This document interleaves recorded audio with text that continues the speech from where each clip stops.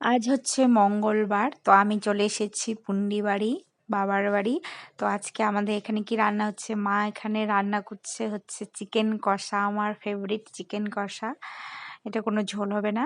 তো রান্না বান্না কমপ্লিট হয়ে গেছে, তারপর আমি খেতে বসে গেছি। এখানে আছে ভাত, গাজর ভাজা, আর হচ্ছে আলু, ওটাকে কি বলে, ঝিঙে, সজনে ডাঁটা দিয়ে, সর্ষে বাটা দিয়ে চচ্চড়ি, আর আছে আলু সয়াবিনের নিরামিষ একটা তরকারি, আর হচ্ছে চিকেন কষা। এই ছিল আমাদের আজকের মেনু। সবগুলো রান্নাই ছিল মায়ের হাতের। তো অনেক দিন পর মায়ের হাতে রান্না খাচ্ছি, সত্যি আমার খুব আনন্দ হচ্ছে মনে। নিজেই রান্না করি, নিজেই খাই সব সময়ই, সেই কারণে ভালো লাগে না। আর নিজে হাতে ভাত নিয়ে খাই সব। তো মা যখন দেয় বা কেউ যখন দেয় মানে সাজিয়ে, তখন আমার খেতে খুব ভালো লাগে, আর খাওয়াটাও বেশি হয়ে যায়।